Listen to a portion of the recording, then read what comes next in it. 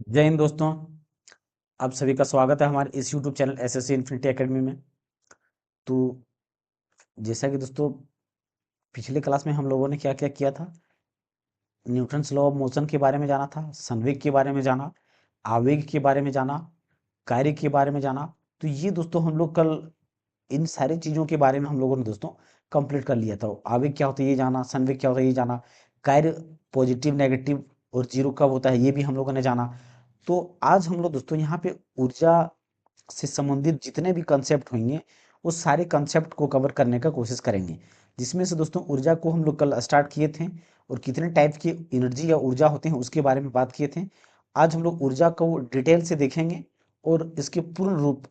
Basically देखिए दोस्तों, ऊर्जा हमारा जो होता है अनेकों प्रकार का होता है, लेकिन जो काइनेटिक एनर्जी होता है, पोटेंशियल एनर्जी होता है, ये दो एनर्जी को ज़्यादा हमें महत्व देना है इसमें, क्योंकि यहाँ पे एलपीसीबी 2 में ये इन्हीं से दो टॉपिक से ज़्यादा क्वेश्चन पूछे जाते हैं। तो चलिए दोस्तों हम लोग शुरू करते हैं और सारे कंसेप्ट को क्लियर करने का कोशिश करते हैं।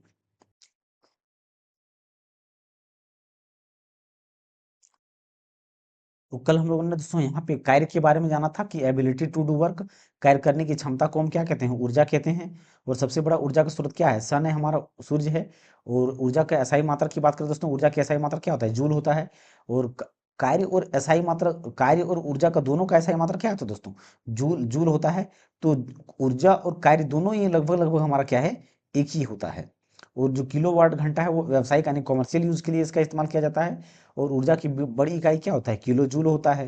तो इसके बारे में भी कल हम लोगों ने जाना था। और ऊर्जा का मात्रक हम लोगों ने निकाला था दोस्तों कि जो एक यूनिट बराबर कितना होता है, यानी कि जो यूनिट, यानी कि एसआई यूनिट, ऊर्जा का एसआई यूनिट क्या होता है, ऊर्जा की ऊर्जा की एसआई यूनिट हमारा क्या होता है, जूल होता है। और एक कैलोरी बराबर कितना होता है, 4.2 जूल होता है। और एक जूल बराबर कितना होता है, 10⁻⁷ अर्घ के बराबर होता है। ये भी हम लोगों ने जाना था। आज हम लोग दोस्तों यहाँ पे क्या करेंगे, आज ऊर्जा के बारे में जानेंगे। तो पिछले क्लास में हम लोगों ने ये भी जाना था कि ऊर्जा हमारे बहुत से प्रकार के होते हैं, जिसमें से दोस्तों हम लोगों को सिर्फ क्या पढ़ना है, काइनेटिक एनर्जी और पोटेंशियल एनर्जी के बारे में डिटेल से पढ़ना है, डिटेल से पढ़ना है। बाकी सब ऊर्जा ऊर्जा के बारे में दोस्तों उतना जानना नहीं है, उतना जानना नहीं है। और यहाँ पे दोस्तों हीट एनर्जी की बात करें तो हीट एनर्जी का हीट एंड टेम्परेचर एक अलग से टॉपिक है, इसके बारे में भी हमें पढ़ना है।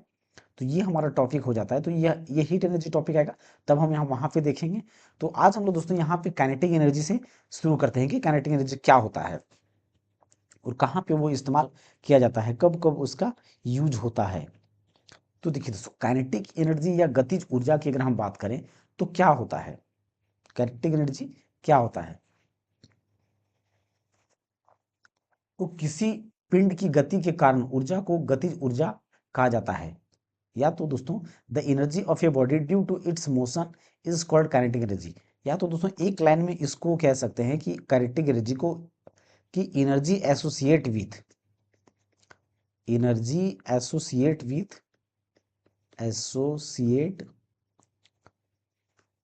Energy energy associate with moving body, with moving body, यानी कि किसी जो मूविंग बॉडी होता है उसमें हमारा क्या होता है, काइनेटिक एनर्जी होता है। क्या होता है, काइनेटिक एनर्जी होता है, काइनेटिक एनर्जी होता है।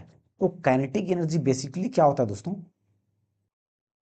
जैसे कि यहाँ पे एक दोस्तों वस्तु है और वो वस्तु कुछ देर के बाद यहाँ पे आगे चली गई, थोड़ी सी आगे चली गई, यानी कि मूव कर गई बॉडी यहाँ से थोड़ी देर बाद क्या हुआ, ये मूव करके आगे चली गई। यानी कि इसमें यहाँ से जब बॉडी आगे गया तो इसका मतलब इसमें गति होगा तब तो ये आगे गया।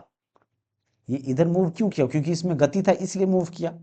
तो काइनेटिक एनर्जी का दोस्तों जो फॉर्मूला हो जाता है वो क्या होता है, kinetic energy equal to half m b square होता है। क्या होता है, काइनेटिक एनर्जी का फॉर्मूला क्या होता है दोस्तों, हाफ एम बी स्क्वायर होता है। क्या होता है, हाफ एम बी स्क्वायर होता है। तो ये फॉर्मूला दोस्तों बहुत इंपॉर्टेंट है और ये हर जगह ये फॉर्मूला पूछा जाएगा। तो kinetic energy equal to half m b square. यहाँ पे मास, एम से हमारा क्या दर्शाता है दोस्तों, मास, यानी कि द्रव्यमान के बारे में बताता है कि द्रव्यमान कितना है, द्रव्यमान कितना है। और बी हमारा क्या होता है बताता है दोस्तों, वेलोसिटी के बारे में, कि जो ऑब्जेक्ट के बारे में हम बात कर रहे हैं वो ऑब्जेक्ट कितना स्पीड से चल रहा है या किस वेग से मूव कर रहा है, किस वेग से मूव कर रहा है। तो कोई भी वस्तु अगर घूम रहा है, मूव कर रहा है, तो उसमें क्या होता है, काइनेटिक एनर्जी होता है। उसमें क्या होता है, काइनेटिक एनर्जी होता है। तो ये हमारा काइनेटिक एनर्जी का फॉर्मूला हो गया।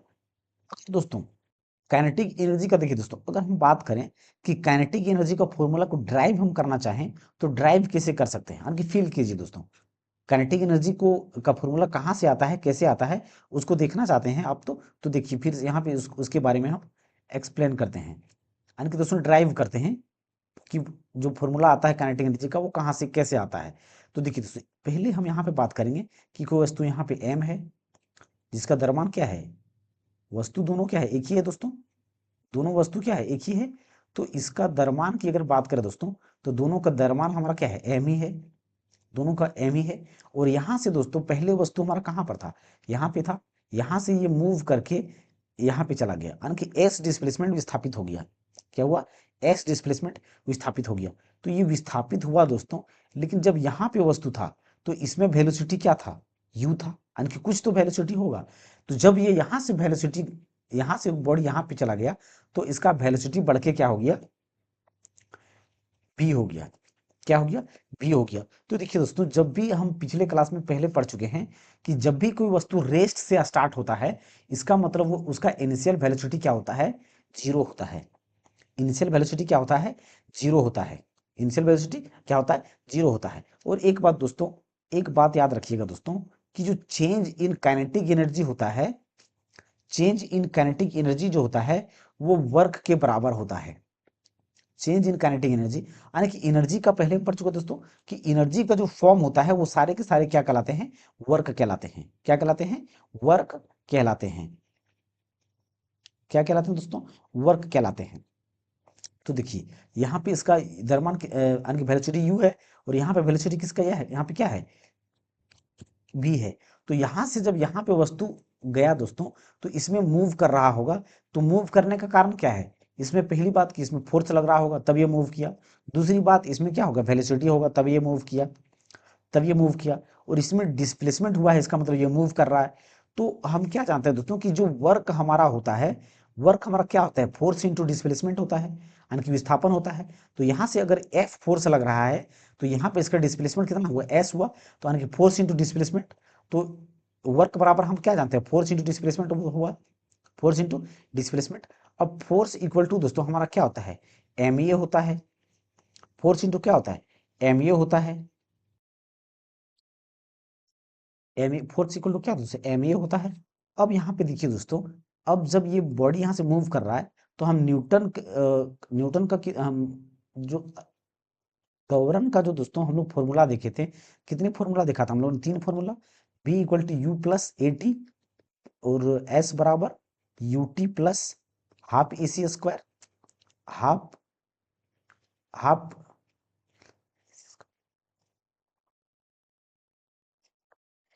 s बराबर क्या था दोस्तों, u t plus half a square, u t plus half a square, half a t square. क्या था, हाफ ए टी स्क्वायर था, हाफ ए टी स्क्वायर। और एक फॉर्मूला क्या था दोस्तों, बी स्क्वायर बराबर u square plus two a S, two a s. अब देखिए दोस्तों यहाँ पे किसी कहीं पे भी टाइम का जिक्र है क्या, नहीं है। तो दोनों इस फॉर्मूले को क्या करेंगे, हम कैंसिल कर देंगे, यानी कि इस फॉर्मूले का हमें यहाँ पे जरूरत है ही नहीं, इस फॉर्मूले का जरूरत है ही नहीं। तो इस फॉर्मूले से हम आगे चलेंगे, क्योंकि इसी फॉर्मूले करके हम फॉर्मूले का इस्तेमाल करके हम आगे बढ़ सकते हैं इस फॉर्मूले का डेरिवेशन का। तो इनिशियल वेलोसिटी हमारा क्या है दोस्तों, जीरो हो गया। तो यहाँ पे वी स्क्वायर बराबर ये टर्म हमारा क्या हो गया, जीरो हो गया। तो इस टू ए एस यानी कि प्लस प्लस क्या हो जाएगा, टू ए एस। अब यहाँ पे दोस्तों हम यहाँ पे दो चीजें कर सकते हैं, या तो हम ए का मान निकाल सकते हैं या तो एस का मान निकाल सकते हैं। तो यहाँ पे हम क्या करते हैं, ए का मान निकाल लेते हैं, ए का मान निकाल लेते हैं। तो वी स्क्वायर बराबर ये टू इधर नीचे आ जाएगा और ये एस भी नीचे आ जाएगा। तो क्या बच जाएगा, यहाँ पे ए बच जाएगा, एक्सेलरेशन। क्या बच जाएगा, एक्सेलरेशन। अब इस एक्सेलरेशन को दोस्तों हम क्या करते हैं, इस फॉर्मूले में यहाँ पे फिट करते हैं। तो एक जगह पर क्या करेंगे, हम इसको यहाँ पे रख देंगे, v square upon 2s, v square upon 2s, और इस यहाँ पे एक s इधर ऊपर में पहले से भी है, तो ये s और ये वाला s क्या हो जाएगा, यानी कि डिस्प्लेसमेंट डिस्प्लेसमेंट कैंसिल हो जाएगा, तो आगे क्या बच जाएगा, आगे जो बच जाएगा 1/2 m v स्क्वायर बच जाएगा, हाफ एम वी स्क्वायर। तो ये हमारा यहाँ पे क्या दोस्तों, ये फॉर्मूला हमारा निकल के क्या गया, ये फॉर्मूला क्या हुआ, निकल के आ गया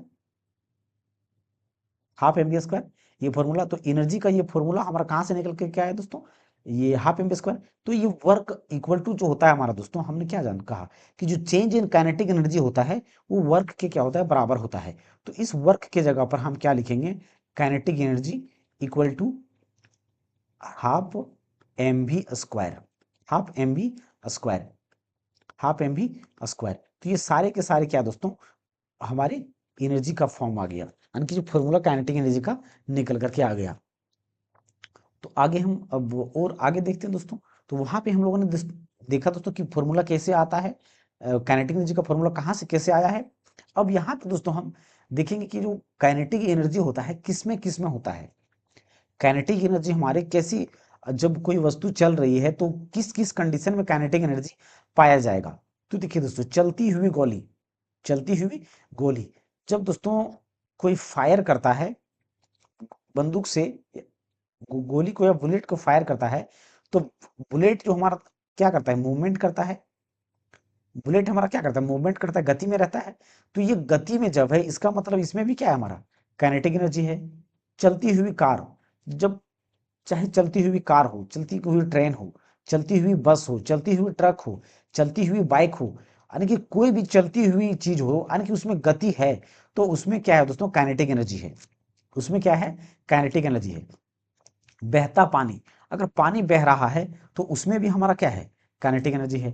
लुढ़कती हुई वस्तु, अगर कोई वस्तु रोलिंग करके लुढ़क रहा है या मूव कर रहा है, तो उसमें भी क्या है, काइनेटिक एनर्जी है। अगर बहती हुई हवा की बात करें, तो बहती हवा में भी क्या है दोस्तों, काइनेटिक एनर्जी होता है। चलती हुई क्रिकेट की गेंद, चलती हुई क्रिकेट की गेंद, तो इन सारी चीजों में क्या है दोस्तों, काइनेटिक एनर्जी है, क्योंकि हर इस चीज में क्या है, वेलोसिटी पाया जाता है। हर एक चीज में क्या होता है, इसमें वेलोसिटी पाया जाता है, वेलोसिटी पाया जाता है। तो इस इन सारी चीजों में क्या है दोस्तों, गतिज ऊर्जा होता है। एक चीज और लिख सकते हैं दोस्तों कि घूमता हुआ फैन, तो घूमता हुआ फैन, घूमता हुआ पंखा या फैन, इसमें हमारा क्या है दोस्तों, तो इसमें भी हमारा, इसमें दोनों होता है, गतिज ऊर्जा भी होता है और स्थितिज ऊर्जा भी होता है। क्योंकि ये सेलिंग फैन जो घूमता हुआ होता है, तो उसकी ऊंचाई पर हूं, तो ऊंचाई पर, तो उसमें ऊंचाई के कारण भी क्या होता है, स्थितिज ऊर्जा होता है, यानी कि पोटेंशियल एनर्जी होता है, और मूवमेंट के कारण उसमें क्या होता है, गतिज एनर्जी होता है। तो जिसमें मैकेनिकल एनर्जी और सॉरी, जिसमें गतिज ऊर्जा और स्थितिज ऊर्जा दोनों होता है, उसे आंतरिक ऊर्जा यानी कि मैकेनिकल एनर्जी कहते हैं, उसे मैकेनिकल एनर्जी कहते हैं। तो ये हमारा गतिज ऊर्जा का कुछ, गतिज ऊर्जा के कुछ कुछ उदाहरण थे। इनसे संबंधित दोस्तों एक क्वेश्चन करते हैं कि 15 किलोग्राम द्रव्यमान की एक वस्तु 4 मीटर पर सेकंड के एक समान वेग से गतिमान है, तो इसके द्वारा धारण की जाने वाली गतिज ऊर्जा क्या है। तो देखिए दोस्तों, द्रव्यमान कितना दिया गया है, द्रव्यमान यानी कि मास 15 केजी का दिया गया है, और जो वेलोसिटी दिया गया है वो कितना दिया गया है, 4 मीटर पर सेकंड दिया गया है। और हमें यहाँ पे पूछा गया है कि काइनेटिक एनर्जी कितना होगा, तो काइनेटिक एनर्जी क्या हो जाएगा, half m v square, half m v square. तो हाफ एम बराबर कितना हो गया, यानी कि मास में कितना केजी, 15 केजी, वेलोसिटी कितना है 4, तो यहाँ पे 4 का स्क्वायर, तो कितना हो जाएगा काइनेटिक एनर्जी, काइनेटिक एनर्जी के यानी कि 2 से अगर हम बात करें, यानी कि 1/2 इंटू 15 इंटू 4 चौके 16, अगर इसको काटे 2 से तो 2 अठी 16, यानी कि 15 अठी कितना हो जाएगा 20 से, यानी कि 120 जूल एनर्जी हमारा, एनर्जी का सही मतलब क्या होता है, 100 यानी कि जूल होता है, तो आएगा 120 जूल हो जाएगा।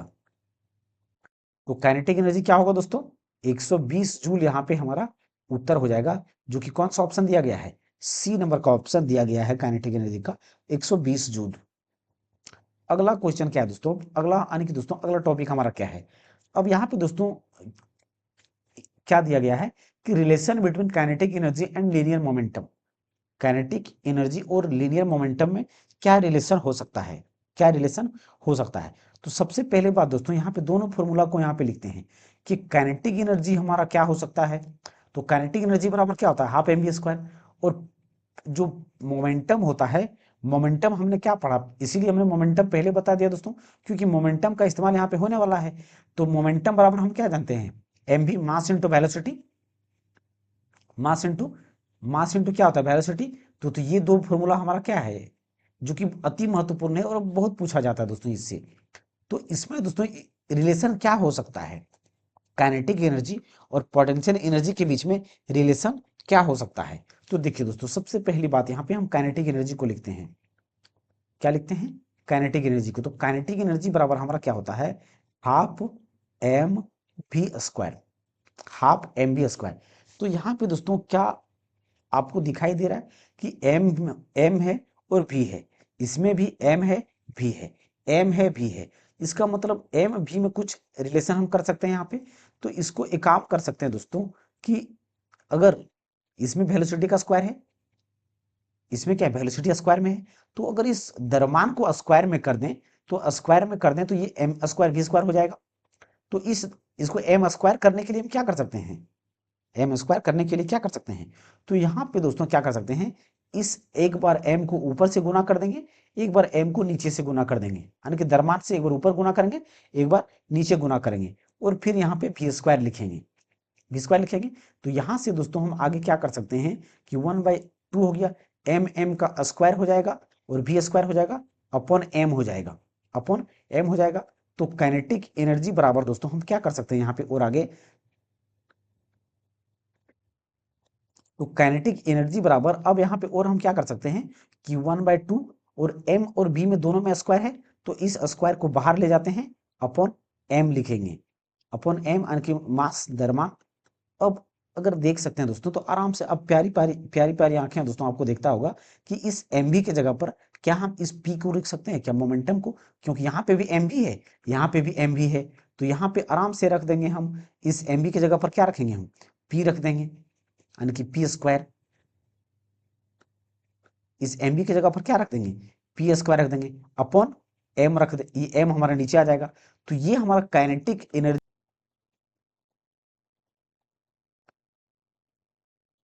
यानी कि दोस्तों यहाँ पे हम क्या देख रहे हैं कि P square upon 2m, P square upon 2m। तो ये काइनेटिक एनर्जी का दोस्तों क्या निकल करके आ गया, फॉर्मूला निकल करके आ गया, काइनेटिक एनर्जी का फॉर्मूला निकल करके आ गया। तो ये हमारा दोस्तों रिलेशन हो गया, ये क्या हो गया, रिलेशन हो गया कि अगर हम मोमेंट को, अब देखिए दोस्तों इसमें क्वेश्चन कैसा कैसा पूछा जा सकता है कि अगर मोमेंट को दोगुना करेंगे तो काइनेटिक एनर्जी हमारा क्या होगा, अगर वेलोसिटी को दोगुना करेंगे तब काइनेटिक एनर्जी क्या होगा, या मोमेंटम क्या होगा। तो ये इस प्रकार से क्वेश्चन पूछा जाता है। और इस रिलेशन से दोस्तों डायरेक्ट क्वेश्चन पूछा जाता है कि मोमेंटम को जो बढ़ाएंगे, जब बढ़ाएंगे तो काइनेटिक एनर्जी क्या होगा। तो ये दोस्तों डायरेक्ट इस रिलेशन से क्वेश्चन पूछा जाता है। तो ये यहाँ पे दोस्तों इसको याद रखिएगा। अब दोस्तों हम आगे अगले टर्म की ओर बढ़ते हैं। तो अगला टर्म हमारा क्या है दोस्तों, पोटेंशियल एनर्जी, यानी कि स्थितिज ऊर्जा, स्थितिज ऊर्जा। तो स्थितिज ऊर्जा किसे कहते हैं, तो स्थिति या आकार के कारण दोस्तों, स्थिति या आकार के कारण जो ऊर्जा होता है किसी वस्तु में, तो वो हमारा क्या कहलाता है, स्थितिज ऊर्जा कहलाता है। क्या कहलाता है, स्थितिज ऊर्जा कहलाता है, स्थितिज ऊर्जा कहलाता है।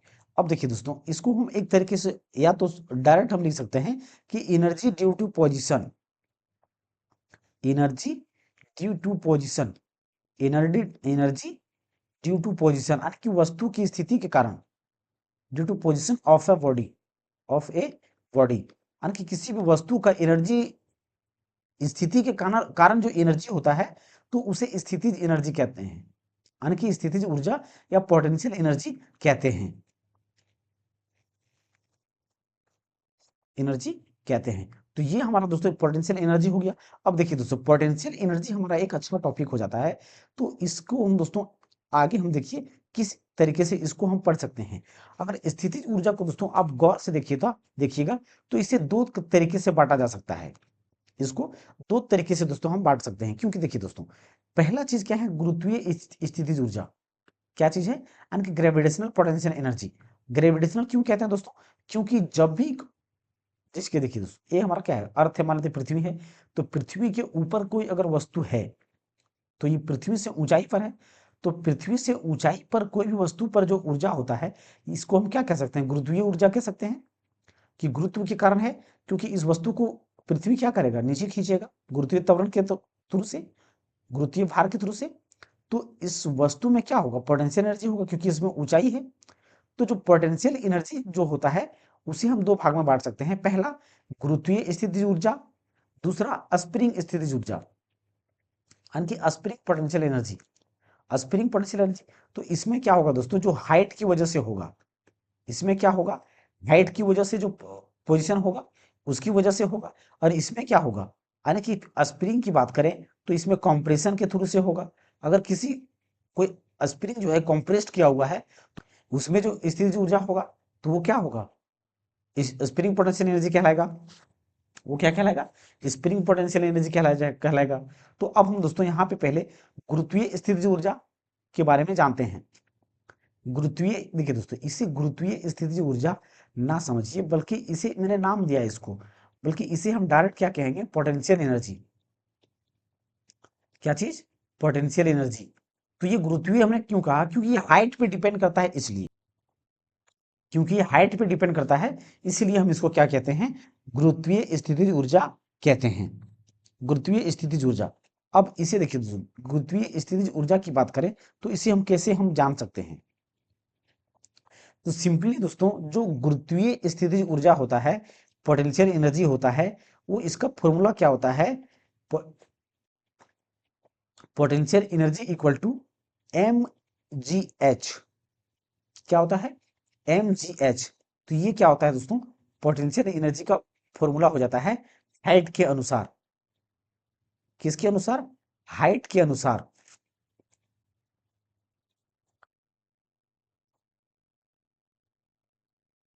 यानी कि ऊंचाई के अनुसार, ऊंचाई पर अगर हम जाते हैं दोस्तों, तो उसमें क्या पाया जाएगा, पोटेंशियल एनर्जी पाया जाएगा। अब दोस्तों यहाँ पे समझिएगा, दो चीज समझिएगा दोस्तों, जैसे कि यहाँ पे हमारा एक क्या है, ये ग्राउंड है, यानी कि अर्थ ग्राउंड है, यानी कि अर्थ ग्राउंड कहने का मतलब दोस्तों, अर्थ सरफेस है। ये हमारा क्या है, जो हमारा अर्थ क्या क्या है, अर्थ सरफेस है, यानी कि अर्थ सरफेस, यानी कि जो पृथ्वी की सतह है, अर्थ सरफेस कहने का मतलब क्या है, पृथ्वी की सतह है, पृथ्वी की क्या है, सतह है। और यहाँ पे दोस्तों, एक वस्तु, एक हाइट इतना पर है, एक हाइट यहाँ पर है, एक की हाइट यहाँ पर है, और एक दूसरे वस्तु की हाइट क्या है, यहाँ पर है। यहाँ पे दोस्तों इसको ऊंचा लेते हैं, इस प्रकार से ले लेते हैं।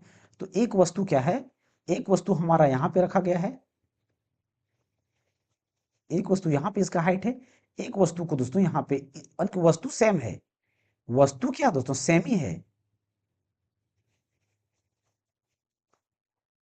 वस्तु क्या है दोस्तों, सेम है, लेकिन इसका एक्चुअली में है क्या, कि इसकी हाइट अलग अलग है। हाइट क्या है, अलग अलग है। इसमें क्या है, तीन वस्तु है, वस्तु क्या है, तीन है।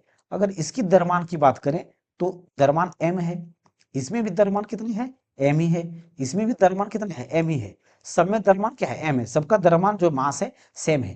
अब जी की बात करें दोस्तों, तो गुरुत्वाकर्षण जो लगता है 9.8 मीटर पर सेकंड स्क्वायर, त्वरण जो है ग्रेविटेशनल एक्सेलरेशन जिसको हम कहते हैं, जी की बात करें तो जी कितना होता है, 9.8 मीटर पर सेकंड स्क्वायर। तो हर एक वस्तु के लिए क्या होगा, सेम होगा। तो इसमें भी जी सेम होगा, इसमें भी जी होगा, इसमें भी जी होगा, तीनों वस्तु में क्या होगा, जी होगा। लेकिन यहाँ पे डिपेंड क्या कर जाएगा दोस्तों, अलग क्या हो जाएगा, हाइट। इस फॉर्मूला में एम जी एच की बात कर रहे हैं, तो अलग क्या पड़ जाएगा, हाइट। क्या पड़ जाएगा, हाइट। क्योंकि इसकी हाइट क्या है, एच मान लेते हैं, और यानी कि एच वन मान लेते हैं। अब इसकी हाइट क्या मान लेते हैं दोस्तों, इसकी हाइट क्या मान लेते हैं, एच टू मान लेते हैं। और इसकी हाइट की बात करें तो इसकी हाइट क्या माना हमने, एच थ्री मान लिया, इसकी हाइट एच थ्री मान लिया। अब अब पोटेंशियल एनर्जी दोस्तों किसका अधिक होगा, किसका अधिक होगा। अगर अगर दोस्तों हम हाइट की कुछ वैल्यू ले लें, तो मान लेते हैं इसका हाइट कितना है, 2 मीटर है, और इसकी हाइट मान लेते हैं क्या है, 4 है, और इसका हाइट क्या है, 6 है, इसका हाइट क्या है, 6 है। अब मास हमारा क्या होगा दोस्तों, सेम होगा।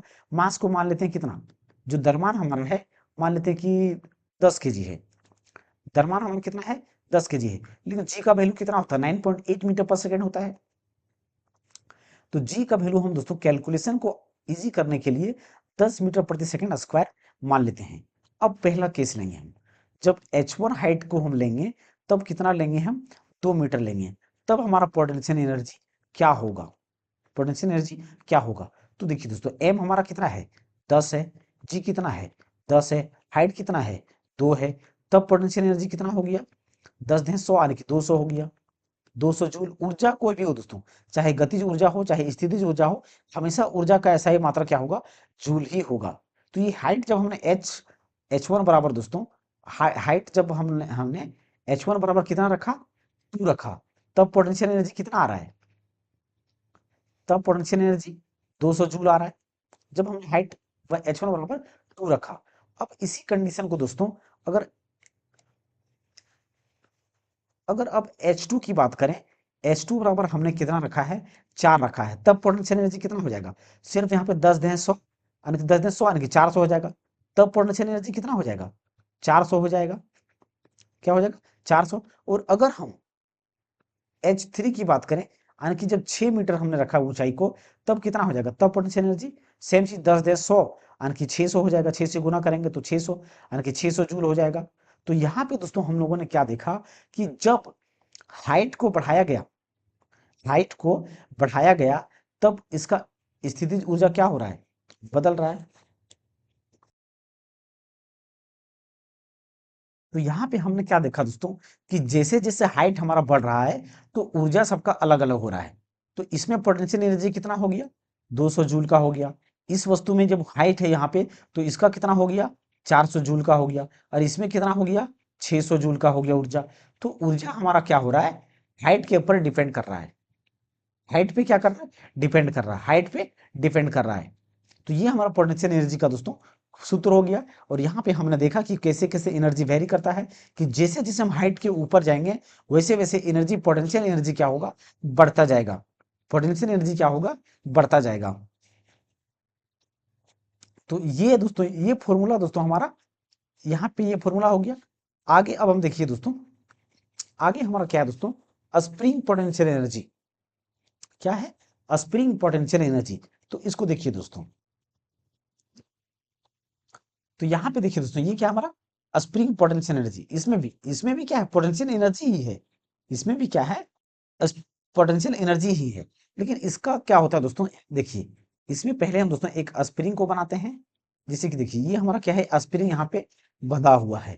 तो ये स्प्रिंग हमारा कुछ इस पर के स्पाइरल रूप से होगा, स्प्रिंग जो होगा हमारा दोस्तों ये स्पाइरल रूप से कुछ इस प्रकार से होगा, स्प्रिंग हमारा क्या होगा, इस प्रकार से होगा।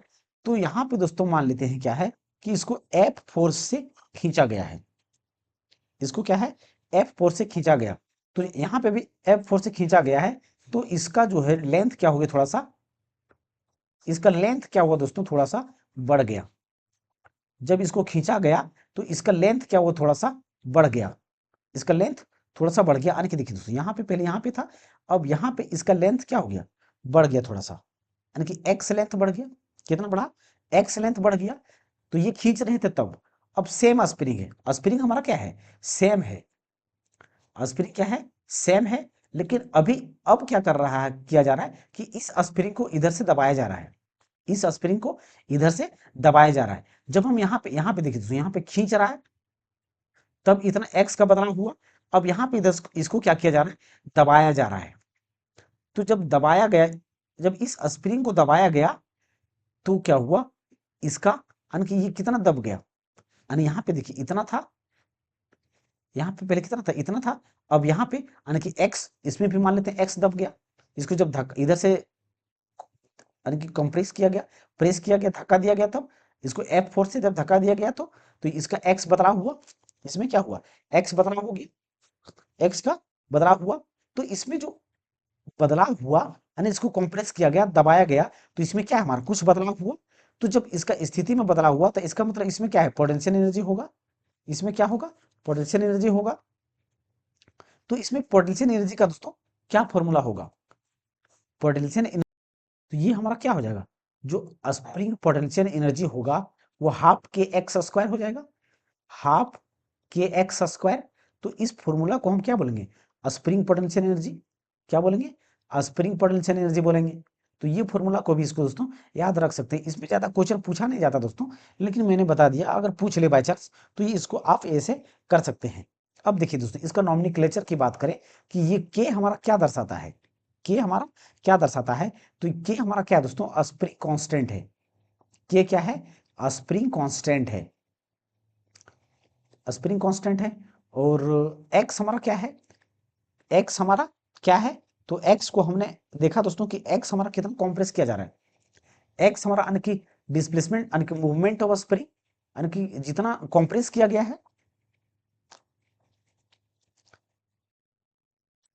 एक्स हमारा क्या है दोस्तों कि यानी कि चेंज इन स्प्रिंग स्प्रिंग यानी कि चेंज इन स्प्रिंग पोजीशन कह सकते हैं।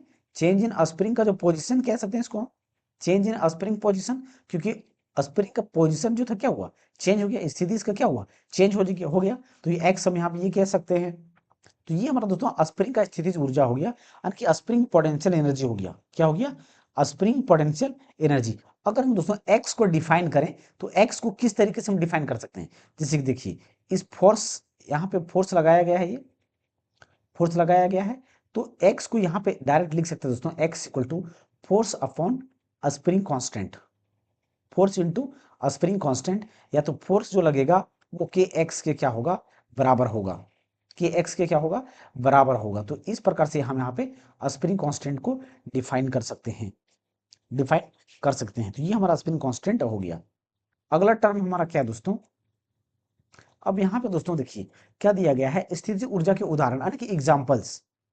स्थितिज ऊर्जा के एग्जांपल क्या है, यानी कि पोटेंशियल एनर्जी किस पर डिपेंड करता है। तो देखिए दोस्तों, पोटेंशियल एनर्जी मैंने हमने क्या कहा कि पोटेंशियल एनर्जी जो होता है स्थिति के अनुसार डिपेंड करता है, कि अगर उसका स्थिति चेंज हुआ तो पोटेंशियल एनर्जी उसमें चेंज कहलाता है। जैसे कि देखिए बांध में रखा पानी, तो बांध में क्या होता है दोस्तों, गहराई होता है। बांध में क्या होता है, गहराई होता है, यानी कि हाइट ज्यादा हो। तो हाइट अगर ज्यादा है तो इसमें क्या होता है, पोटेंशियल एनर्जी होता है। धनुष की मुड़ी हुई डोरी, देखिए दोस्तों ये हमारा मान लेते क्या है, धनुष है। यहाँ पे हमने क्या किया, तीर चढ़ा रखा है, तीर चढ़ा रखा। अब जब हम दोस्तों इसको खींचेंगे, जब हम खींचेंगे तो ये धनुष का क्या होगा, ये जो डोरी यहाँ पे बंधा होगा, ये डोरी क्या होगा, इधर आ जाएगा, ये डोरी नीचे की ओर आ जाएगा, यानी कि डोरी तन जाएगा। तो जब डोरी तन जाएगा यानी कि इसका स्थिति पहले क्या था, ये था, लेकिन ये इसका स्थिति क्या हो गया, चेंज हो गया, यानी कि तना हुआ धनुष। तो इसको हम ये भी कह सकते हैं, यहाँ पे लिख सकते हैं कि तना हुआ धनुष, तना हुआ धनुष, तना हुआ धनुष। तो तना हुआ धनुष में कौन सा ऊर्जा होगा, तो स्थितिज ऊर्जा होगा, यानी कि पोटेंशियल एनर्जी होगा। टॉय कार का स्प्रिंग, तो आप लोगों ने दोस्तों देखा होगा कि आजकल स्प्रिंग का जो टॉय कार होता है, उसे पीछे से अगर हम स्प्रिंग को कॉम्प्रेस करते हैं तो और छोड़ देते हैं तो गाड़ी यहाँ से क्या होता है, आगे बढ़ जाता है। गाड़ी क्या होता है, टॉय का खिलौना आगे बढ़ जाता है। छत वाला पंखा, तो देखिए दोस्तों अगर छत वाला पंखा की बात करें तो एक हाइट पर है, हाइट पर है, ऊंचाई पर है, हाइट पर है। तो ये हमारा क्या कहलाएगा, इसमें क्या होगा, यानी कि इसमें पोटेंशियल एनर्जी होगा, यानी कि ऊंचाई पर, यानी कि अर्थ सरफेस से, पृथ्वी की सतह से जो भी चीज अगर ऊंचाई पर है तो उसमें क्या है, स्थितिज ऊर्जा होगा। उसमें क्या होगा, स्थितिज ऊर्जा होगा, स्थितिज ऊर्जा होगा। आगे अब हम दोस्तों देखते हैं, तो देखिए स्थितिज ऊर्जा को प्रभावित करने वाले कारक। तो अब यहाँ पे दोस्तों हम लोग क्या देखेंगे कि स्थितिज ऊर्जा को प्रभावित करने वाले कारक, स्थितिज ऊर्जा को प्रभावित करने वाले कारक। तो देखिए दोस्तों इसमें हम लोगों ने पहले पढ़ चुके दोस्तों कि इसका कारक क्या क्या हो सकता है। देखिए अगर स्थितिज ऊर्जा की बात कर रहा है तो सबसे पहले हम उसका फॉर्मूला लिखते हैं। तो जो स्थितिज ऊर्जा का फॉर्मूला क्या होता है हमारा, mgh, क्या होगा, mgh।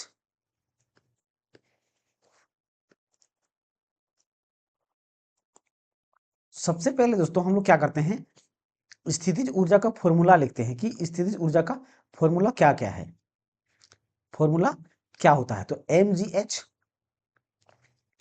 क्या होता है, mgh क्या होता है, mgh। तो पहली चीज हमारा दोस्तों यहाँ पे m हमारा क्या दर्शा रहा है, m से हमारा मास दर्शा रहा है, द्रव्यमान, यानी कि पहला डिपेंड किस पर करेगा, द्रव्यमान पर करेगा। किस पर निर्भर करेगा, द्रव्यमान पर करेगा। दूसरा निर्भर क्या करेगा दोस्तों, जी पर। जी हमारा क्या है? गुरुत्वीय त्वरण है। जी हमारा क्या है?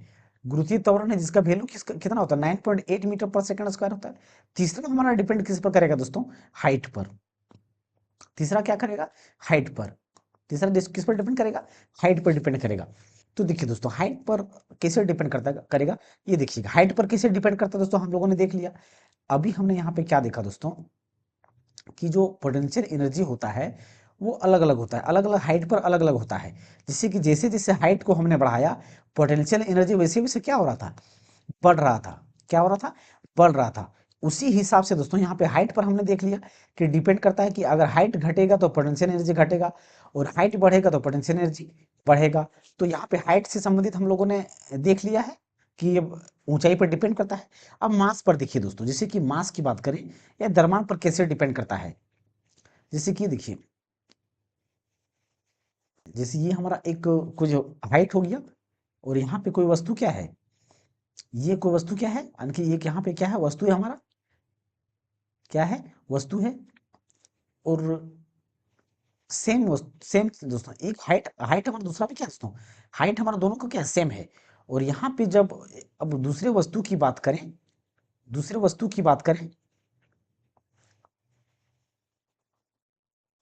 दूसरे वस्तु की बात करें दोस्तों, तो इसका क्या है दोस्तों? यहाँ पे इसका इसका द्रव्यमान कितना होगा? ये देखिए, ये साइज में बड़ा। तो यहाँ पे देखिए दोस्तों, अगर मान लेते हैं इसका द्रव्यमान कितना है? m1 है, और इसका द्रव्यमान कितना है? m2 है। तो कुछ तो बदलाव होगा इसमें। तो इसका द्रव्यमान कितना मान लेते हैं, कि मान लेते हैं 10 kg है, और इसका द्रव्यमान कितना है? 20 kg है।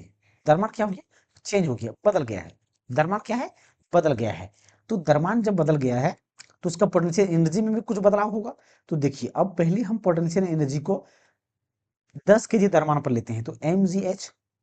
तो हाइट हमारा दोनों का क्या है? सेम है। तो हाइट दोनों का जब सेम है, तो हाइट हम कितना मानते हैं? हाइट हमको हमेशा सेंटर से लिया जाता है, कोई भी ऑब्जेक्ट का, उसके सेंटर से। तो हाइट दोनों का क्या मानते हैं? एच। एच हाइट है। तो हाइट कितना है? कितना मान लें? 5 मीटर मान लेते हैं। हाइट 5 मीटर मान लेते हैं। तो पोटेंशियल एनर्जी क्या होगा? मास हमारा कितना पहले रखेंगे? 10 kg रखेंगे। जी बराबर दोस्तों 9.8 होता है, लेकिन हम इसे कैलकुलेशन सुविधा के लिए 10 ले लेंगे।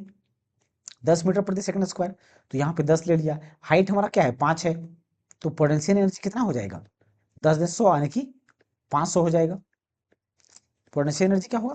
500 जूल हो जाएगा। जब यहाँ पे दोस्तों हमने m1 बराबर कितना लिया? 10 kg लिया। अब यहाँ पे m2 बराबर अगर हम 20 kg लेते हैं, तब हमारा पोटेंशियल एनर्जी क्या होगा? फिर पोटेंशियल एनर्जी को देखते हैं। पोटेंशियल एनर्जी m बराबर कितना है हमारा? यानी कि मास को चेंज किया है हम लोगों ने, तो यहाँ पे 20 रख दिया।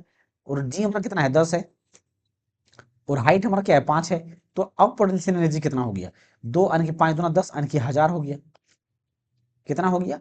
1000 जूल हो गया। तो देखिए दोस्तों, यहाँ पे साफ साफ दिखाई दे रहा है कि अगर हम द्रव्यमान को चेंज करते हैं, तो पोटेंशियल एनर्जी में बदलाव हो रहा है। अगर 10 था तो पहले 500 जूल हो रहा था, अब 20 हो गया, यानी कि दुगुना हो गया। तो डायरेक्ट पोटेंशियल एनर्जी दोगुना हो गया। द्रव्यमान अगर दोगुना हो गया, तो पोटेंशियल एनर्जी भी क्या हो गया? दोगुना हो गया। पोटेंशियल एनर्जी भी क्या हो गया?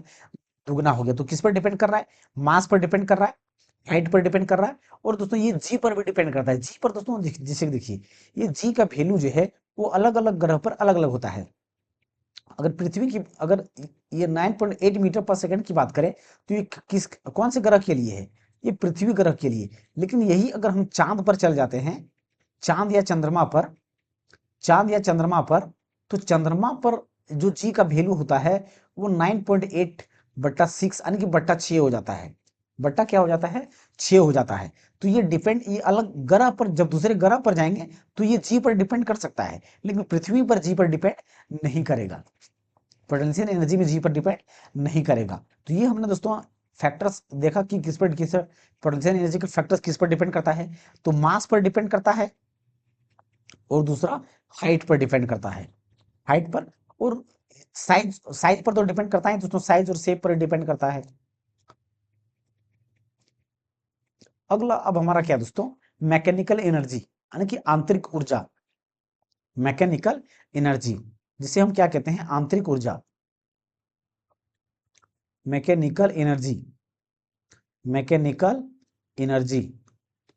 तो मैकेनिकल एनर्जी जो होता है वो क्या होता है दोस्तों, काइनेटिक एनर्जी, काइनेटिक एनर्जी पूरा लिख देता हूं दोस्तों, kinetic energy, kinetic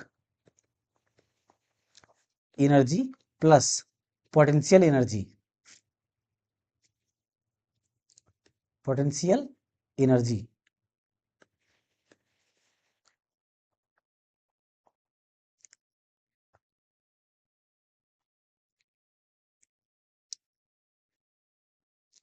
mechanical energy जो होता है वो kinetic energy plus potential energy, यानी कि जब हम पोटेंशियल एनर्जी और काइनेटिक एनर्जी दोनों को मिला दें, मैकेनिकल एनर्जी हमारा क्या है दोस्तों, अगर हम काइनेटिक एनर्जी को, kinetic energy plus potential energy को मिला दें तो वो हमारा क्या कहलाता है, मैकेनिकल एनर्जी, यानी कि आंतरिक ऊर्जा कहलाता है।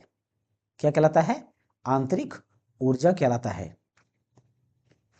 आंतरिक ऊर्जा कहलाता है।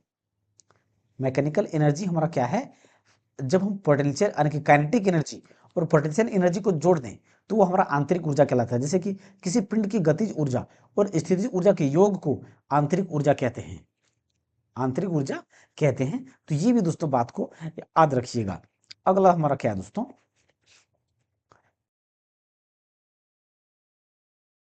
यहां पे हमारा दोस्तों आंतरिक ऊर्जा होगा। क्या होगा, आंतरिक ऊर्जा, आंतरिक ऊर्जा के उदाहरण, आंतरिक ऊर्जा के उदाहरण, आंतरिक ऊर्जा के उदाहरण। तो देखिए दोस्तों आंतरिक ऊर्जा के दोस्तों उदाहरण क्या क्या हो सकता है, आंतरिक ऊर्जा के उदाहरण। तो सबसे पहले हमने बताया दोस्तों कि छत वाला पंखा यानी कि सीलिंग फैन, सीलिंग फैन यानी कि घूमता हुआ छत वाला पंखा, सीलिंग छत वाला पंखा तो होगा लेकिन कब, जब घूम रहा होगा, जब घूम रहा होगा, घूम रहा होगा। अगर वह स्थिर है तो उसमें सिर्फ स्थितिज ऊर्जा होगा। पंखा अगर छत वाला सिर्फ स्थिर है तो उसमें क्या होगा, स्थितिज ऊर्जा होगा। लेकिन अगर घूम रहा है पंखा तो उसमें क्या होगा, आंतरिक ऊर्जा होगा। पहला चीज। दूसरा दोस्तों, उड़ता हुआ हेलीकॉप्टर, उड़ता हुआ जहाज या तो हेलीकॉप्टर, कुछ भी चीज, उड़ता हुआ जहाज या तो हेलीकॉप्टर। तो देखिए दोस्तों अगर जहाज उड़ेगा तो एक निश्चित हाइट पर उड़ेगा, हाइट पर उड़ेगा। और अगर उड़ रहा है और तो उसमें क्या होगा, गति भी होगा। तो वेलोसिटी के कारण जो होगा काइनेटिक एनर्जी होगा और हाइट के कारण जो होगा वो पोटेंशियल एनर्जी होगा। तो उड़ता हुआ जहाज में दोनों होगा, पोटेंशियल एनर्जी भी होगा और गतिज ऊर्जा भी होगा। उसी प्रकार उड़ता हुआ पक्षी भी कह सकते हैं हम, उड़ता हुआ पक्षी जिसमें दोनों एनर्जी होता है। तो ये कुछ एग्जाम्पल हो गए आंतरिक ऊर्जा के, मैकेनिकल एनर्जी के। अगर आंतरिक ऊर्जा ना रहे तो ऑप्शन के अकॉर्डिंग हम कह सकते हैं कि काइनेटिक एनर्जी और पोटेंशियल एनर्जी। इन सब में क्या होता है, यानी कि इन सब में दोनों होता है, पोटेंशियल एनर्जी भी होता है, काइनेटिक एनर्जी भी होता है, पोटेंशियल एनर्जी भी होता है, काइनेटिक एनर्जी भी होता है, पोटेंशियल एनर्जी भी होता है, काइनेटिक एनर्जी होता है। तो आंतरिक ऊर्जा आप किसको कहते हैं, जब पोटेंशियल एनर्जी और काइनेटिक एनर्जी को मिला देते हैं, जोड़ देते हैं, तो वही हमारा क्या कहलाता है, आंतरिक ऊर्जा कहलाता है, मैकेनिकल एनर्जी कहलाता है। अगला टर्म हमारा क्या है दोस्तों, अगला टर्म हमारा क्या है दोस्तों, ऊर्जा का संरक्षण। ऊर्जा का क्या है दोस्तों, संरक्षण। तो देखिए दोस्तों ऊर्जा संरक्षण कहने का मतलब है जब भी संरक्षण की बात आ जाए, चाहे द्रव्यमान संरक्षण की बात आए, ऊर्जा संरक्षण की बात आए, संवेग संरक्षण की बात आए, मोमेंटम संरक्षण की बात आए, द्रव्यमान संरक्षण की जितना भी संरक्षण के बारे में अगर बात आए तो उसका मतलब होता है दोस्तों कि ना तो उसे हम निर्माण कर सकते हैं ना ही नष्ट कर सकते हैं। अगर ऊर्जा की बात कर रहा है तो ना तो हम ऊर्जा को निर्माण कर सकते हैं ना ही नष्ट कर सकते हैं। अगर द्रव्यमान की बात कर रहा है तो ना तो द्रव्यमान को हम लोग निर्माण कर सकते हैं ना तो नष्ट कर सकते हैं। अगर मोमेंटम या संवेग की बात कर रहा है तो ना तो संवेग को हम निर्माण कर सकते हैं ना तो नष्ट कर सकते हैं। तो सिर्फ उसमें टर्म ऐड करना है जिसके बारे में पूछा जाए वो चीज, बाकी ना तो निर्माण कर सकते हैं ना ही नष्ट कर सकते हैं। तो कंजर्वेशन ऑफ एनर्जी क्या होता है, ऊर्जा को ना तो बनाया जा सकता है और ना ही नष्ट किया जा सकता है, लेकिन एक फॉर्म से दूसरी फॉर्म में इसे बदला जा सकता है, परिवर्तित किया जा सकता है। जैसे कि देखिए दोस्तों यहाँ पे हमने क्या बताया दोस्तों कि जैसे जैसे हम अगर हाइट पे जाते हैं, यहाँ पे फिर से यहाँ पे दोस्तों एक एग्जांपल हम लेते हैं। तो जैसे कि यहाँ पे एक हाइट है, इतना हाइट पर कोई ऑब्जेक्ट है और यहाँ पे कोई ऑब्जेक्ट हमने रख दिया, यहाँ पे क्या किया हमने, एक ऑब्जेक्ट रख दिया, तो इसकी हाइट की बात करें दोस्तों, तो इसका हाइट हमने मान लिया कितना है, कोई डाटा मान लेते हैं ताकि डाटा में सुविधा हो, यानी कि H1 हाइट मान लेते हैं, कितना है इसमें, 10 है, इसमें क्या है, 10 है। फिर यही ऑब्जेक्ट क्या हुआ, कुछ देर बाद नीचे आ गया, यानी कि मूव कर रहा है, ये नीचे क्यों गिर रहा है, ये ऑब्जेक्ट या तो जो कोई वस्तु है ये क्या है, नीचे क्यों गिर रहा है, तो इसमें क्या है, H2 हाइट है, इसमें क्या है, H2 हाइट, यानी कि इसमें 8 हो गया, हाइट इसका क्या हो गया, 8 हो गया।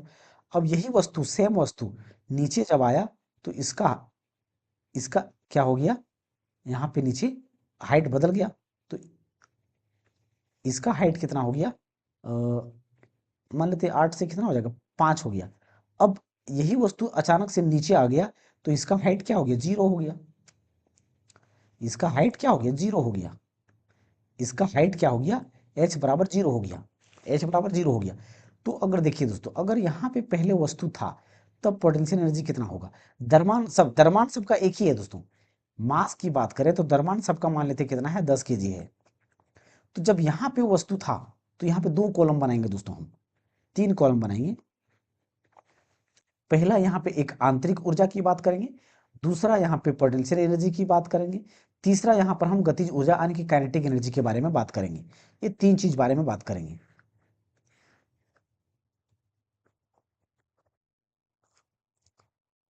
तीन चीज,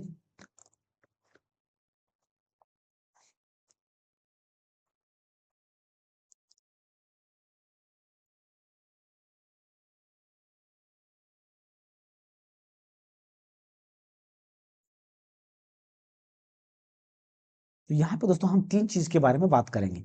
तो सबसे पहले अगर हम बात करें दोस्तों, जी का मास कितना है, हर एक वस्तु का मास कितना है, 10 kg है। और जी की बात करें तो जी तो दोस्तों 10 मानते हैं, 9.8 मीटर पर सेकंड होता है, लेकिन 10 मीटर पर सेकंड स्क्वायर मान लेते हैं हम इसका। जी हम क्या करते हैं, जी बराबर हम 10 मीटर पर सेकंड स्क्वायर मान लेते हैं। अब ये हाइट इसका 10 था, तो पहले हाइट कितना था, जब पहले हाइट था तो पोटेंशियल एनर्जी कितना होगा, अभी देखिए मैक्सिमम हाइट पर है, तो इसमें कोई मूवमेंट नहीं है, ये मैक्सिमम हाइट पर पहुंच गया है।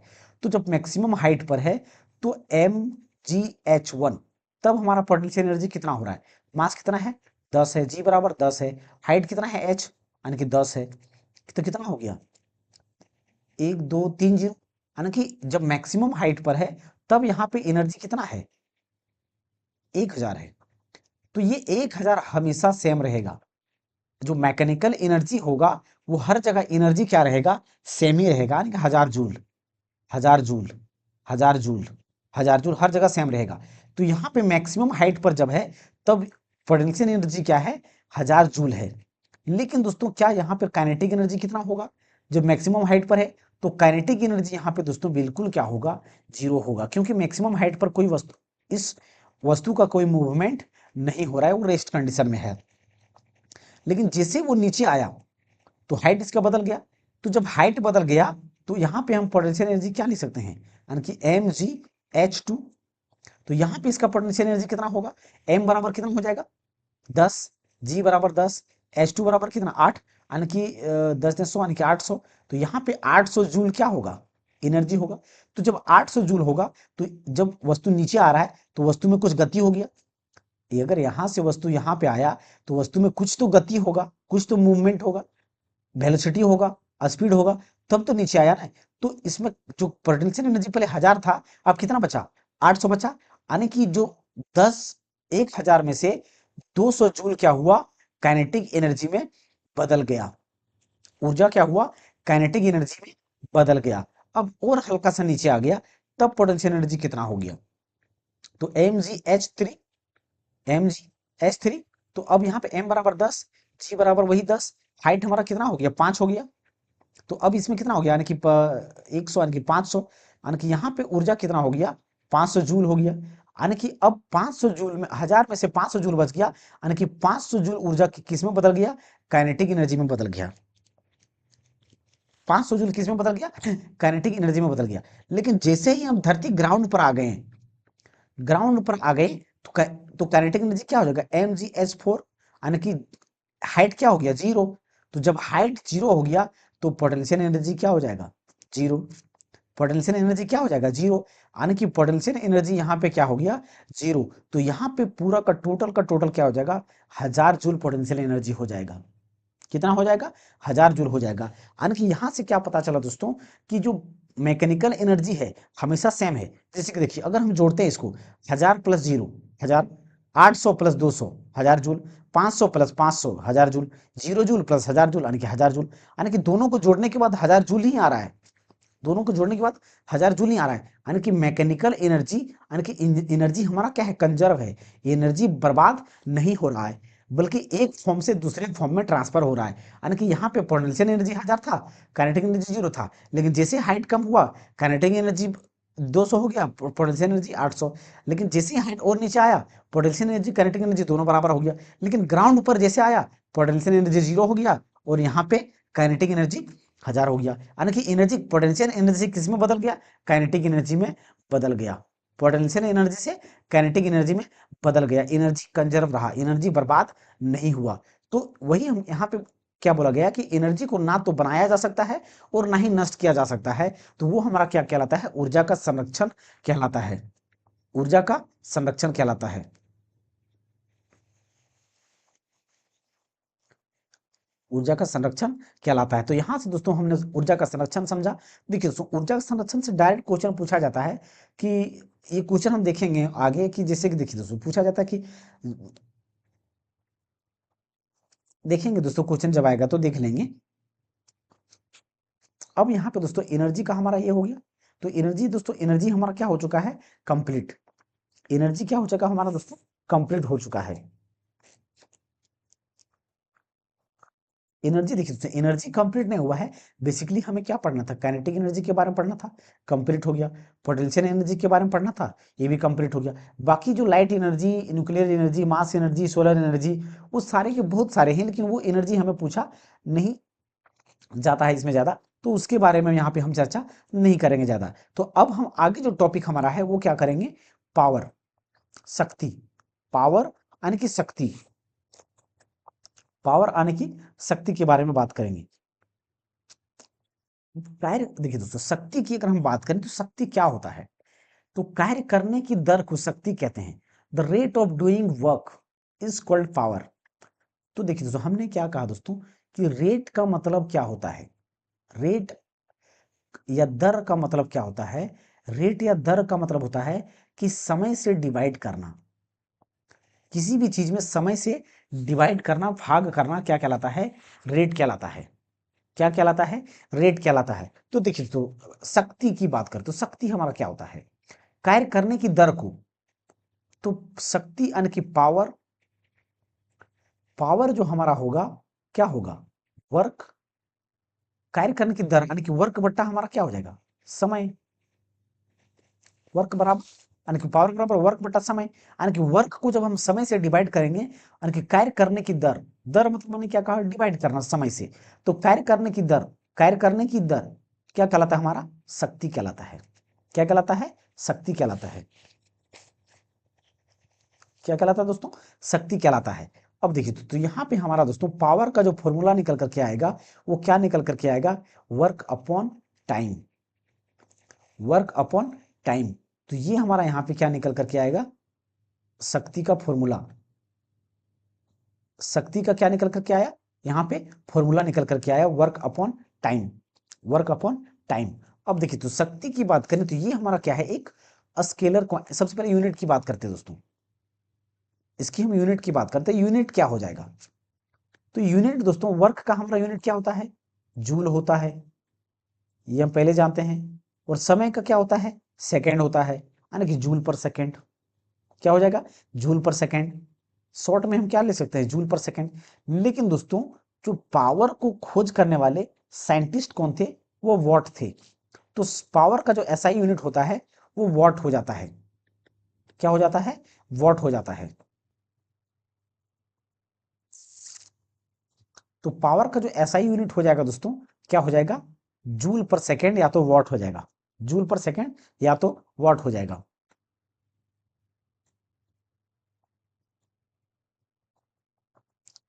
जूल पर सेकंड या तो वॉट हो जाएगा। अब देखिए दोस्तों यहाँ पे अगर हम जूल पर सेकंड हो गया, अब इसकी बात करें दोस्तों तो ये एक क्या है, स्केलर क्वांटिटी है। स्केलर कहने का मतलब कि अदिश राशि है। ये क्या है, स्केलर क्वांटिटी है। स्केलर क्वांटिटी पावर क्या है, एक स्केलर क्वांटिटी है, यानी कि अदिश राशि है। क्या है, अदिश राशि है। अदिश राशि है। पावर क्या है, अदिश राशि है। पावर अदिश राशि है। अब देखिए दोस्तों इसके और कुछ फैक्ट या टर्म के बारे में बात करें तो पावर का और फैक्ट या टर्म क्या क्या हो सकता है इसमें। तो सबसे पहले दोस्तों हम लोग यहाँ पे पावर का फॉर्मूला के बारे में बात करेंगे। तो वर्क अपॉन क्या होता है, टाइम। वर्क अपॉन टाइम होता है। वर्क अपॉन टाइम होता है। तो वर्क अपॉन टाइम होता है दोस्तों। तो वर्क बराबर हम क्या जानते हैं, वर्क जो हमारा होता है force into displacement, force into displacement और कॉस थीटा, यानी कि एफ एस कॉस थीटा होता है। क्या होता है, एफ एस कॉस थीटा बट्टा टी। तो यहाँ पे हमारा एक फॉर्मूला ये भी कह सकते हैं कि पावर बराबर एफ एस कॉस थीटा, या तो दोस्तों पावर बराबर यहाँ पे हम क्या लिख सकते हैं, अगर एंगल छोड़ दे, अगर एफ एस कॉस थीटा है तो देखिए दोस्तों हम क्या जानते हैं कि जो एस बट्टा टी है, यानी कि एस हमारा क्या है, विस्थापन है, डिस्प्लेसमेंट है। तो विस्थापन बट्टा समय, विस्थापन बट्टा समय हमारा क्या कहलाता है, वेग कहलाता है। यानी कि वेग बराबर विस्थापन बटा समय, इसे हम क्या कहते हैं, वेलोसिटी कहते हैं। क्या कहते हैं, वेलोसिटी कहते हैं। तो अगर आप देख रहे हैं दोस्तों तो यहाँ पे एस बट्टा क्या है, टी है, यानी कि विस्थापन बट्टा समय। तो क्या हम इसकी जगह पर नहीं लिख सकते हैं क्या, एस अपॉन टी, यानी कि बी लिख देंगे वेलोसिटी। वेलोसिटी एफ एस के बराबर क्या लिखेंगे, बी लिखेंगे, यानी कि वेलोसिटी कॉस थीटा। तो पावर बराबर एक फॉर्मूला यहाँ पे इस प्रकार से भी हम लिख सकते हैं। पावर बराबर एक फॉर्मूला यहाँ पे इस प्रकार से हम लिख सकते हैं। तो पावर बराबर एक फॉर्मूला यहाँ पे इस प्रकार से लिख सकते हैं। अगर एंगल जीरो हो गया, एंगल जीरो हो गया, तब पावर को हम क्या लिख सकते हैं, एफ वी लिख सकते हैं। तो यहाँ पे हमारा एफ वी भी फॉर्मूला लिख सकते हैं, पावर बराबर एफ बी लिख सकते हैं कि नहीं दोस्तों। अब देखिए गौर से देखिए, तो ये फॉर्मूला इस प्रकार से हम लिख सकते हैं। अब देखिए दोस्तों कुछ टर्म जो होता है, जो अधिकतर क्वेश्चन पूछा जाता है कि 1 एचपी या 1 हॉर्स पावर बराबर कितना होता है। तो एक हॉर्स पावर बराबर दोस्तों कितना होता है, 746 वॉट होता है। ये तो हर किसी को मालूम होगा, ये हर किसी को मालूम होगा कि एक हॉर्स पावर बराबर कितना होता है, 746 वॉट होता है। और लेकिन दोस्तों ये हमारा जो एक हॉर्स पावर होता है ना, ये ब्रिटिश के अकॉर्डिंग होता है। ब्रिटिश जो मेजरमेंट सिस्टम होता है उसके अकॉर्डिंग है, ये ब्रिटिश के अकॉर्डिंग। लेकिन अगर मीट्रिक पद्धति में बात करें तो एक हॉर्स पावर बराबर 735 वॉट के बराबर होता है। 735 वॉट के बराबर होता है। कब, ये कब दोस्तों, मीट्रिक सिस्टम के अकॉर्डिंग। किसमें, ये मीट्रिक सिस्टम के अकॉर्डिंग हमारा होता है ये 735। लेकिन अधिकतर जो क्वेश्चन पूछा जाता है ना, वो इससे पूछे जाते हैं, वो इससे पूछे जाते हैं। तो ये पावर का हमारा दोस्तों कुछ जो टर्म था वो हो गया। तो ये हमारा दोस्तों यहाँ पे पावर का जो टर्म था वो सारे टर्म यहाँ पे हम लोगों ने क्लियर कर लिए हैं दोस्तों। इसके ऐसा यूनिट वगैरह के बारे में बात कर लिया, वॉट होता है, शक्ति होता है, यानी कि वॉट होता है। अब देखिए दोस्तों इसका जो यूनिट है ना पावर का, अब एक चीज यहाँ पे दोस्तों और हम कर सकते हैं, क्या कर सकते हैं, एक दोस्तों बेसिक चीज है ये बेसिक बेसिक चीजें जो बेसिक बात करेंगे। तो देखिए दोस्तों जो पावर हमारा होता है वो क्या होता है, वर्क अपॉन टाइम होता है। वर्क अपॉन टाइम होता है। तो देखिए दोस्तों वर्क की अगर हम बात करें, हमने क्या कहा दोस्तों कि जो वर्क होता है वो चेंज इन काइनेटिक एनर्जी के बराबर होता है। यानी कि कोई भी ऊर्जा जो होता है ना वो वर्क के बराबर होता है। तो वर्क जो हमारा, वर्क बराबर हम क्या कहते हैं कि ऊर्जा। वर्क बराबर क्या होता है, ऊर्जा, यानी कि एनर्जी। वर्क बराबर यानी कि क्या, ऊर्जा, यानी कि एनर्जी, एनर्जी। तो यहाँ पे देखिए दोस्तों जब भी वर्क की बात करेगा, चाहे वर्क की काइनेटिक एनर्जी से बात करे तभी वो वर्क कहलाएगा, पोटेंशियल एनर्जी की बात करे तभी वो वर्क कहलाएगा, हीट एनर्जी की बात करे तभी वो वर्क कहलाएगा। तो जब भी यहाँ पे वर्क पूछा जाए और उसमें किसी भी लिंक, अगर किसी से लिंक हो जाएगा तो उसी फॉर्मूला का इस्तेमाल करके हम वर्क निकाल सकते हैं, वर्क हम निकाल सकते हैं। तो ये बात को याद रखिएगा, ये दोस्तों बहुत इंपॉर्टेंट टर्म है। ये क्या है? बहुत ही इंपॉर्टेंट टर्म है, क्योंकि ये टर्म से सारा न्यूमेरिकल आपका इसी से सॉल्व होगा। जितने भी न्यूमेरिकल होगा वो इसी से सॉल्व होगा कि जो वर्क होगा है वो काइनेटिक एनर्जी के बराबर होगा, कभी पोटेंशियल एनर्जी के बराबर होता है, तो कभी हीट एनर्जी के बराबर होता है। तो इन प्रकार की भी एनर्जी होता है जो वर्क के क्या होता है, बराबर होता है। तो ये हमारा यहाँ पे दोस्तों बेसिक कंसेप्ट जितने भी थे वो सारे कंसेप्ट क्लियर होते हैं वर्क पावर एनर्जी से। अब हमारा दोस्तों जो बच गया है इसमें क्वेश्चन का, चाहे वो न्यूमेरिकल हो या तो क्वेश्चन हो, न्यूमेरिकल क्वेश्चन या तो जितने भी PAYQ है वो सारे क्वेश्चन इसमें हम अब बच गया है, तो उसको देखेंगे। तो यहाँ पे दोस्तों वर्क पावर एनर्जी का पूरा कंसेप्ट क्लियर होता है। अगले क्लास में न्यूमेरिकल देखेंगे, उसके बाद ये टॉपिक क्या हो जाएगा, कंप्लीट हो जाएगा।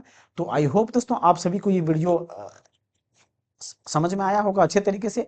और एनर्जी को दोस्तों इससे बेटर क्लास आपको कहीं नहीं मिल सकता है। आप खुद इस वीडियो को अनुभव कर सकते हैं कि इससे बेटर अगर कहीं आपको क्लास मिले तो आप बताइए हमको, देखिए। तो ठीक है दोस्तों, अगर आप हमारे इस चैनल में आए हैं तो दोस्तों हमारे चैनल को सब्सक्राइब करें और दोस्तों के साथ शेयर अवश्य करें दोस्तों। क्योंकि दोस्तों अगर कोई टाइम किसी पे देता है तो क्या मेन पर्सपेक्टिव होता क्या होता है दोस्तों, आपको पता ही होगा। तो थोड़ा सपोर्ट कीजिए और दोस्तों के साथ शेयर कीजिए। तो आई होप दोस्तों आप सभी को अच्छा लगा होगा। और हाँ दोस्तों, अगर आप इसका PDF डाउनलोड करना चाहते हैं तो ये टेलीग्राम का स्कैनर है, यहाँ पे स्कैन करके ज्वाइन कर सकते हैं टेलीग्राम, और वहां से इसका PDF आप डाउनलोड आसानी से कर सकते हैं। थैंक यू दोस्तों, मिलते हैं अगले क्लास में अगले टॉपिक के साथ। थैंक यू, जय हिंद।